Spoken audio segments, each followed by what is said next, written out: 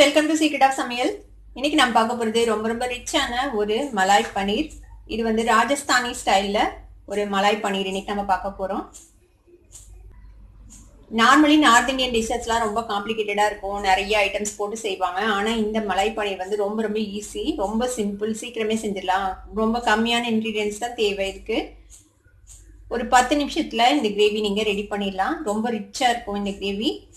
ஆனால் அதில் லேசான ஒரு ஸ்வீட் டென்ட் இருக்கும். உங்களுக்கு வந்துட்டு ஸ்பைசியாக சாப்பிட்டு போர் அடிச்சிச்சு அப்படின்னா இந்த மாதிரி ஒரு வாட்டி நீங்கள் ட்ரை பண்ணி பார்க்கலாம். இது ரொம்பவே நல்லாயிருக்கும். இது வந்து சப்பாத்திக்கு, ரோட்டிக்கு, நான்கு அதுக்கெல்லாம் நல்லா சூட் ஆகும். தந்தூரி நான் அதுக்கெல்லாம் ரொம்ப நல்லாயிருக்கும்.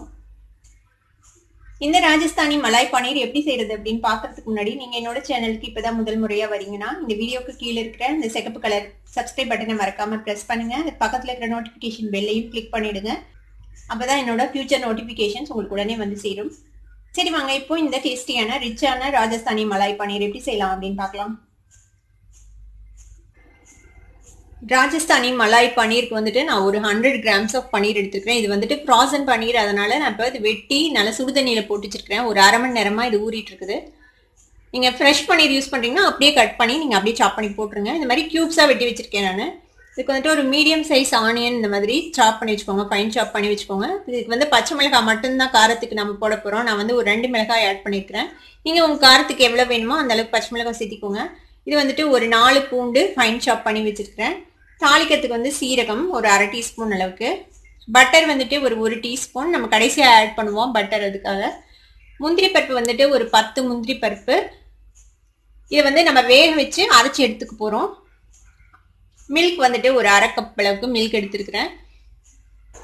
ஒரு பாத்திரத்தில் வந்து தண்ணி கொதிக்க வச்சிருக்கேன். இதில் வந்துட்டு நம்ம எடுத்து வச்சிருக்கிறேன் இந்த 10 முந்திரி பருப்பை வந்துட்டு வேக போட்டுடலாம். இது வந்து நல்லா வேகணும், ஒரு 5 நிமிஷத்துக்கு நல்லா வேகட்டும். வெந்ததுக்கு அப்புறம் இதை அரைச்சி ஒரு பேஸ்ட் பண்ணி நம்ம எடுத்துக்கலாம். இது வந்துட்டு முந்திரி பேஸ்ட்டு, நம்ம வேக வச்ச முந்திரி பருப்பை வந்துட்டு அந்த தண்ணி விட்டே நான் அந்த மாதிரி பேஸ்ட்டை அரைச்சி வச்சிருக்கிறேன். இதுதான் நம்ம திக்கனிங் ஏஜென்ட்டாக யூஸ் பண்ண போகிறோம். கடாயில் ஒரு 2 டீஸ்பூன் அளவுக்கு எண்ணெய் விட்டுருக்கேன். இப்போ எண்ணெய் சூடாயிடுச்சு. இப்போ இதில் வந்துட்டு நம்ம எடுத்து வச்சுட்டு இந்த சீரகம் போட்டுடலாம். சீரகம் பொரிஞ்சதும் இந்த பச்சை மிளகாய் சேர்த்திக்கோங்க, பூண்டு சேர்த்திக்கலாம்.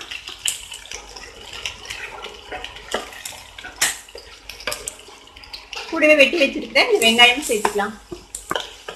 இது ஓரளவுக்கு வதக்கிக்கலாம். இது ரொம்ப வதக்க தேவையில்லை, கோல்டன் ப்ரௌனாலாம் லேசாக வதக்கிக்கலாம்.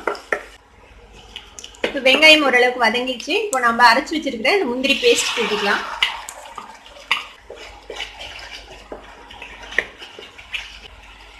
இது கூடவே நம்ம எடுத்து வச்சிருக்கிற இந்த அரை கப் பால் சேர்த்திருங்க. இப்போ இந்த கிரேவிக்கு தேவையான அளவுக்கு உப்பு சேர்த்திக்கலாம். இது வந்து சுகர், சும்மா ஒரு பிஞ்ச் அளவுக்கு சுகர் ஆட் பண்ணுறேன். ட்ரெடிஷ்னல் ரெசிபியில் அவங்க வந்துட்டு சுகர் ஆட் பண்ணுவாங்க. ஆனால் மில்க்லேயே ஒரு லைட்டான ஒரு இனிப்பு டேஸ்ட் இருக்கும். உங்களுக்கு வேணாம்னா நீங்கள் சுகர் அவாய்ட் பண்ணிடலாம். இப்போ இது கூட நம்ம எடுத்து வச்சிருக்கிற இந்த பன்னீர் நான் வந்து சுடுதண்ணியை ட்ரெயின் பண்ணிட்டேன். இப்போ இந்த பன்னீர் இதில் சேர்த்திடலாம். இந்த கிரேவி செய்கிறது வந்துட்டு ரொம்ப சிம்பிள், சீக்கிரமே செஞ்சிடலாம். நல்லா ரிச்சாக இருக்கும் இந்த கிரேவி சாப்பிட்றதுக்கு. லேசான ஒரு இனிப்பு சுவை இருக்கும். இதில் ஒரு லிட் போட்டு நம்ம ஒரு 2 நிமிஷம் மட்டும் வந்து எப்படியே மூடி வைக்கலாம். ஒரு 2 மினிட்ஸ் ஆயிடுச்சு நம்ம பன்னீர் போட்டு வச்சு. இப்போ ஓப்பன் பண்ணி பார்ப்போம். பாருங்க, கிரேவியும் திக் ஆயிடுச்சு. இப்போ பன்னீர் நல்லா சாஃப்டா இருக்கும். இப்போ நம்ம எடுத்து வச்சிருக்க இந்த 1 டீஸ்பூன் பட்டர் இதில் சேர்த்திடுங்க. இது மிக்ஸ் பண்ணி விட்டுலாம். இந்த பட்டர் வந்துட்டு ஒரு நல்ல டேஸ்ட்டும் ஒரு கிளேஸும் கொடுக்கும் இந்த கிரேவிக்கு. இப்போ நம்மளோட ராஜஸ்தானி மலாய் பன்னீர் இப்போ ரெடி ஆயிடுச்சு. அடுப்பு ஸ்விட்ச் ஆஃப் பண்ணிடலாம்.